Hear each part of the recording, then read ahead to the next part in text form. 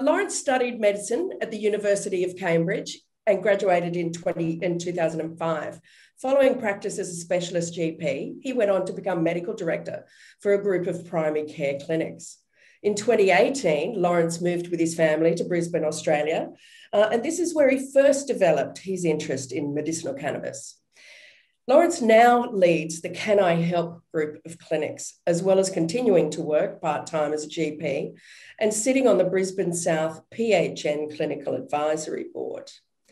Laurence, thank you for joining us and joining us at Pure Health Hub. I sincerely appreciate it. It's my pleasure. Now, public interest in CBD and its sister THC is soaring. Google search rates grew 400% between 2016 and 2019, when CBD was the fourth most searched health-related topic. And it shows no sign of slowing down. So why has interest skyrocketed, do you think? I think there's probably a number of factors in that. I mean, I think I always start by taking a historical perspective.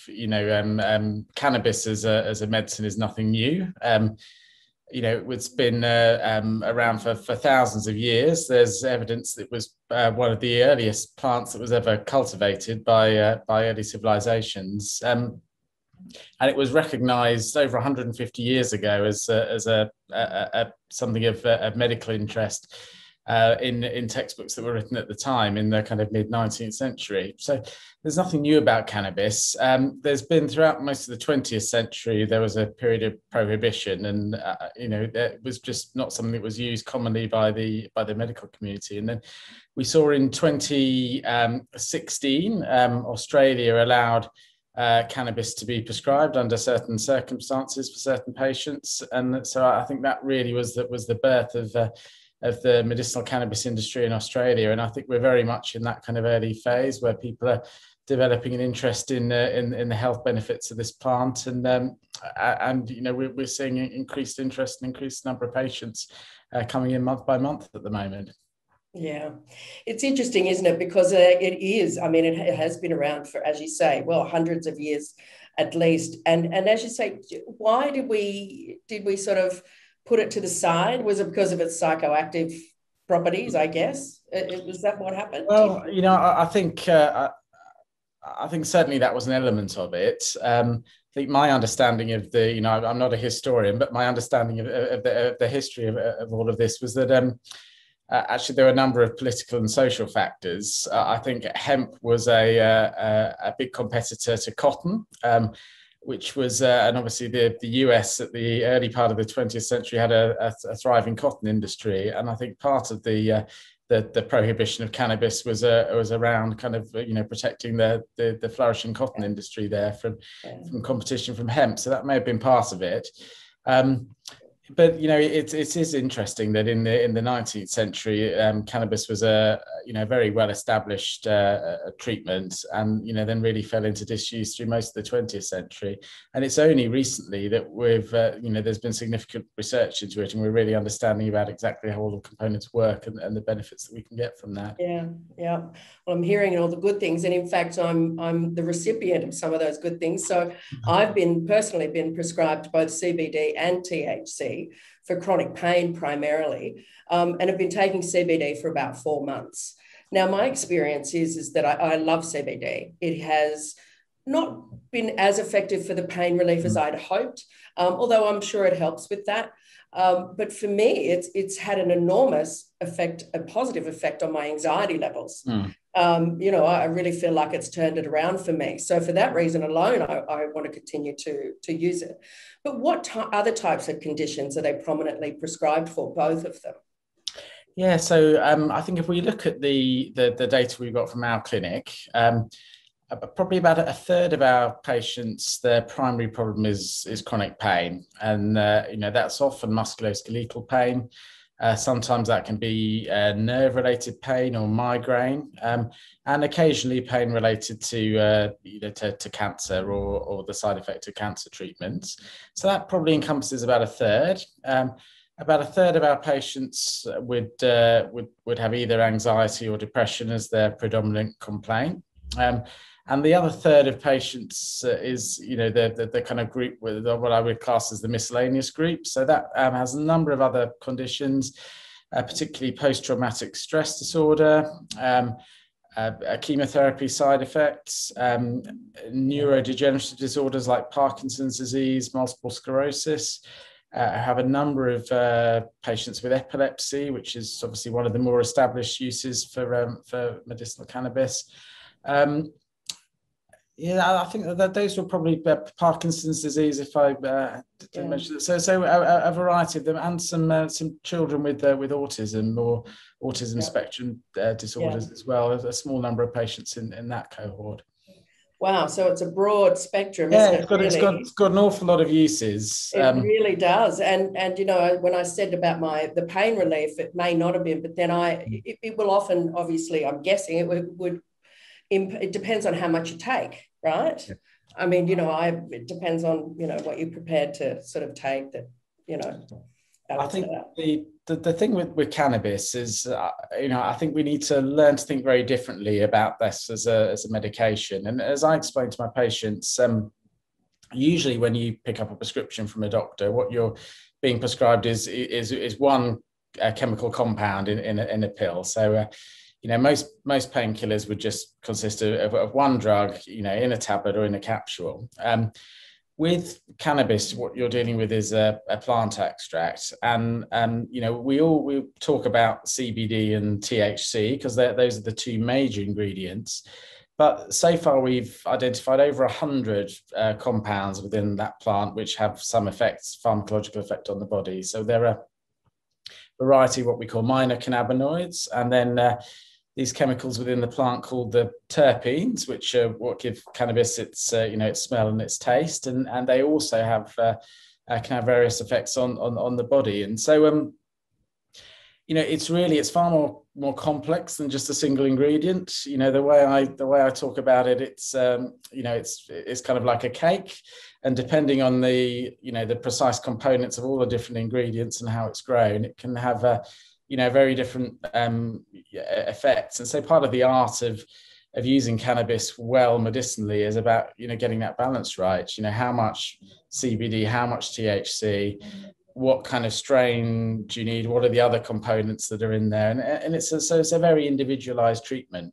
And I think absolutely, CBD is what's being very well publicized at the minute. Yeah. I think that can work very well for certain conditions, but for other things, like you mentioned with the pain you've experienced, often an element of THC and the right balance of these other ingredients is necessary to really treat that effectively. But if I can just talk about that THC, I didn't really enjoy the THC because it sort of took me back to a young teenager, really. So I wasn't happy. So it's not something that I will continue to use. And I don't know what I thought. I think I must have thought that perhaps, it had the THC element, but then it didn't have the psychoactive element. So is that always the case? So THC is the main ingredient within cannabis that has the psychoactive properties. So I think a lot of my patients have previously been using recreational cannabis, and obviously most people that grow recreational cannabis grow it to be very high in the THC strain because that's why people buy it. Generally using it medicinally, so certainly the THC can have some favorable properties, particularly in dealing with nerve-related pain.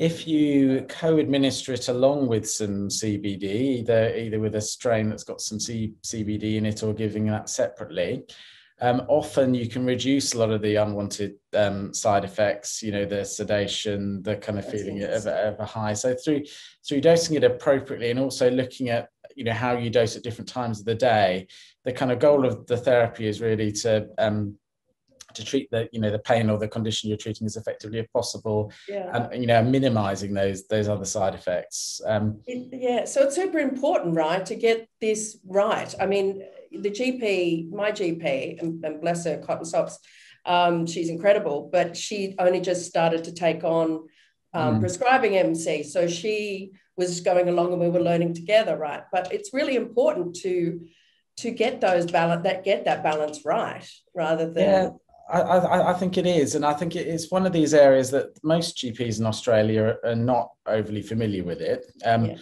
A lot of them have been really put off prescribing it because of the administration and the bureaucracy that goes around it. So I generally find when when GPs refer patients to me, it's usually because they're actually quite supportive of the patient trying it, but they just don't feel they have the expertise or the time to do that themselves.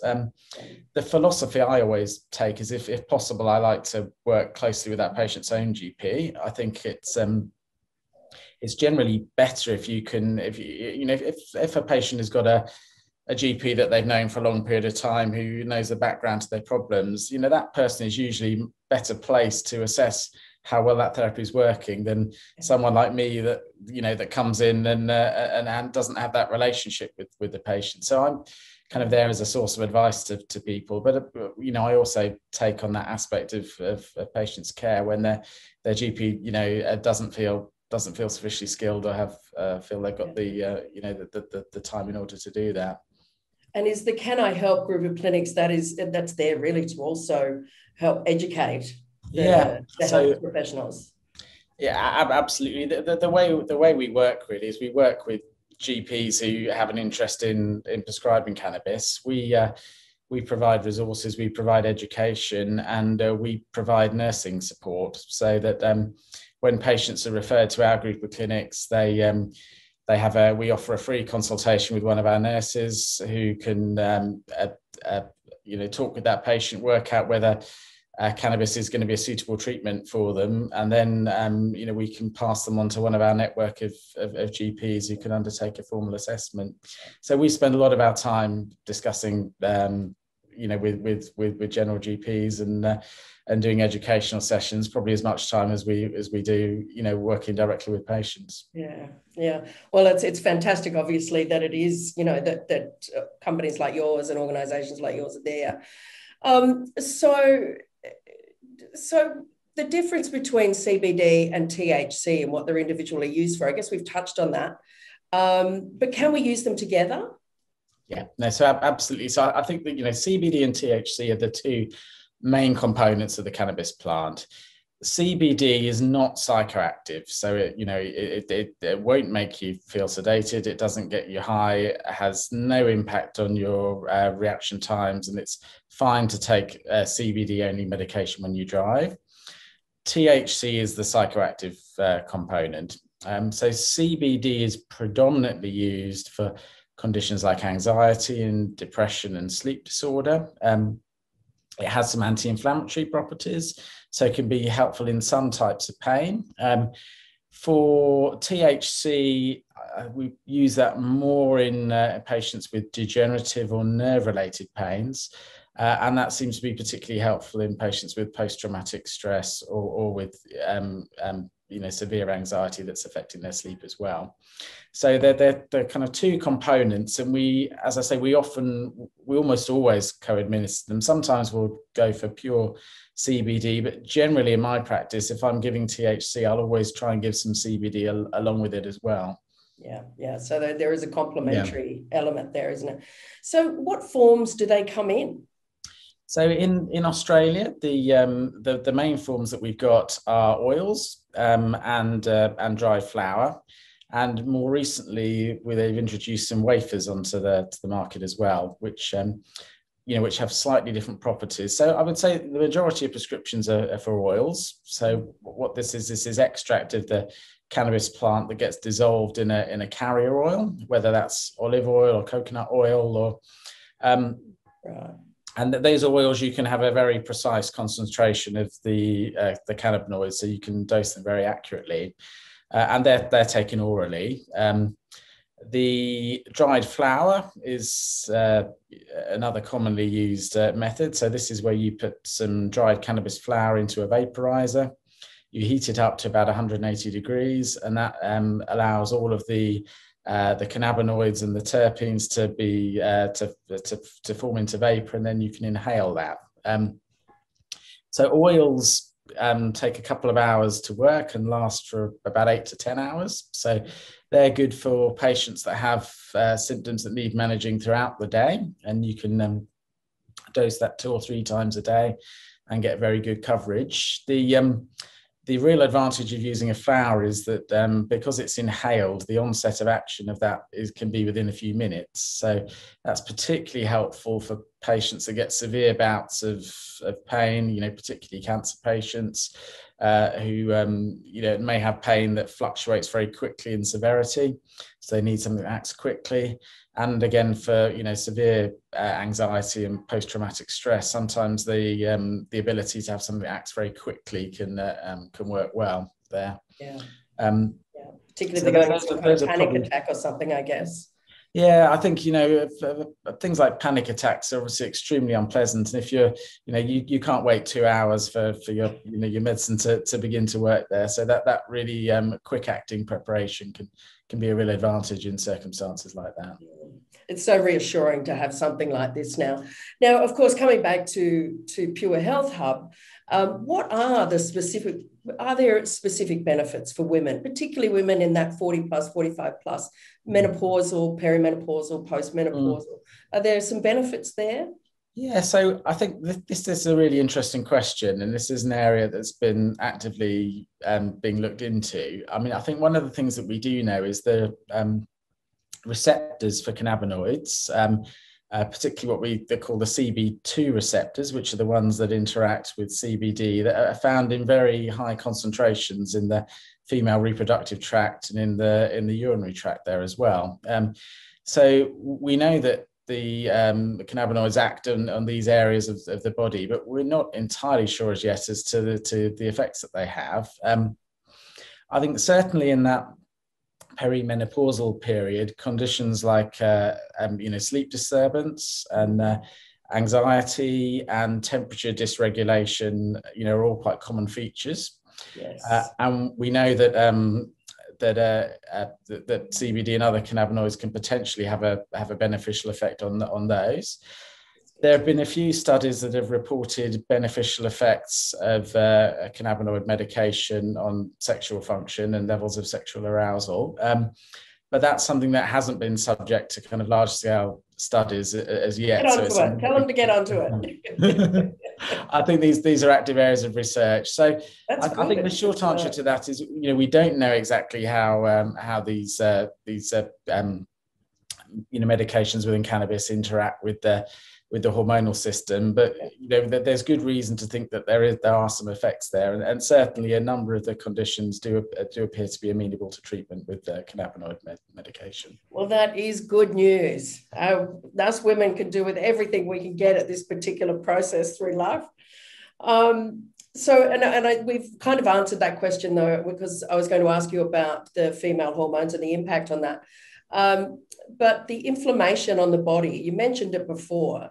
So has there been anything sort of indicating that it can reduce inflammation? Yeah, so I mean, CBD in particular is thought to have some anti-inflammatory properties. It's certainly there's some evidence of benefit with conditions like inflammatory bowel disease and conditions like rheumatoid arthritis, which are inflammatory. So certainly it can mediate inflammation. And I've had some patients that have come to see me with endometriosis causing chronic pain like that, and they've actually had some significant benefit from using CBD as well. I think there are some anti-inflammatory properties going on there with CBD as well. But again, we're still kind of in our infancy with how well we understand all of these things at the moment. Well, exactly. But at least we can watch this space, and as long as we're being active, and the research is there, it's good to hear. But even that early sort of indications are great. Now we know that we understand the use of medicinal cannabis has been legalized here. So why don't we have access to it without a prescription? Yeah, so this is a complex area, and it's something that I get asked an awful lot by my patients actually. So what we've seen in the last year is that CBD-only medication, or medication that's predominantly CBD, has been descheduled to a Schedule 3 medication, which means something that would be available over the counter. Unfortunately, for stuff to be available over the counter, they also have to go through a separate licensing process. And in order to be licensed as a drug in Australia, absolutely appropriately, the manufacturer of that product has to provide, quite a lot of evidence of its effectiveness. Now, one of the issues we have in cannabis medicine generally is that if you think about how any other drug is developed, generally a drug company would produce that drug. They would take it through early testing, and then they would invest, hundreds of millions to possibly billions of dollars in taking that through a rigorous testing process with a view to obtaining a license to use that in multiple countries. Now they recoup their investment because they own that intellectual property. And the thing with cannabis is that nobody can own the intellectual property. It is a plant. And so it's very difficult to secure the massive amounts of funding that is needed in order to get these drugs through the testing process. So I think we're in a situation where there's quite a lot of small studies and laboratory studies and low small scale clinical data demonstrating effectiveness for cannabis in a number of conditions. But in most conditions, we don't have these large scale studies that are required to obtain a license, which is why cannabis is still, despite the fact it's been down regulated as a Schedule 3, we still don't have the required data for it to be, for these products to become licensed. So we're stuck in this situation where these products are available, but they're classed as experimental products, which means they have to be prescribed by a doctor, and that doctor has to seek special authority in order to do them. So it's a complicated area. I think we will see some movement in this over the next 12 months or so. And, I think certainly if we look at what's happening in my clinic and elsewhere in the industry, the interest and the use of this is growing quite rapidly. But I think we're still probably quite a long way from it just being readily available over the chemist or being available on a prescription without going through all of these extra processes. Because, it's still costly as it remains on prescription. I'm sure that's going to be the case. And I think that's the thing, because it's not a licensed medication. It's certainly not been considered under the PBS scheme. So the majority of my patients self-fund. Patients who are veterans are sometimes able to obtain some funding from the DVA. And there are now a few of the health funds that are willing to partially fund cannabinoid medication as well. Right. Well, that's a good start. It's a good start. We cost barrier is probably the biggest barrier we still see to this. Can I help? We've actually worked with a producer called Cann who grows cannabis here in Queensland. We offer something called our compassionate access program. So patients with severe health needs, or patients with with adverse financial circumstances, or patients with an Aboriginal or Torres Strait Islander background who would qualify for their Closing the Gap scheme, we're able to offer some subsidies towards the cost of the medicines, which I think can make a big difference. But unfortunately, it's not something we can offer to everybody. No, but it's fabulous that there is an opportunity there for others to be able to access. That's super important, because it's just prohibitive otherwise. Well, I think it is. I mean, even say that without a subsidy, our average patient could spend anything from $100 to $300 a month on this, depending on the doses that they take. So that's a significant burden for the vast majority of people. Well, particularly because often it's not their only medication. No. There can be others, and so. Wow, this is, well, for me, I can hear that we seem to be getting closer to one, awareness. I think awareness for me, which was, thank you for coming on to talk to us about it, because I think there's a lot of interest in it, but I think people are still not sure.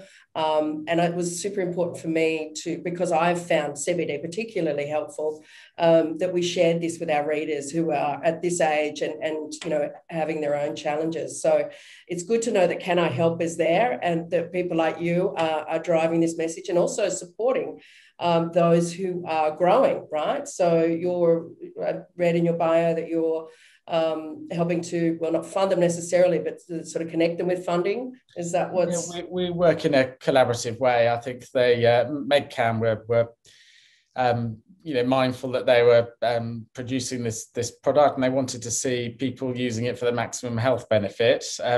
They didn't have the expertise to assess who would benefit most from it themselves, so they partnered with us to undertake those assessments and deliver that program with them. And so that's a real advantage to our patients, and something we're really proud of. Huge advantage. Now, to access Can I Help, it's better to go through your own GP and get a referral to come to Can I Help. Is that how it works? So we accept referrals from any GP. We also accept patient self-referrals. So if patients can come to our website, which is www.3ws. It'll be on the end of the interview, don't worry. It'll be on the end of that. So you can self-register for that. There's the option to upload a referral or a health summary if you have one. But if you don't worry. Our team will contact your GP with your consent and try and get all of that information prior to your appointment. Well, that's sounding at least a lot easier for people to access it and certainly learn a lot more. Dr. Laurence Kemp, thank you very much for your time today. I appreciate it. My pleasure. Nice talking to you.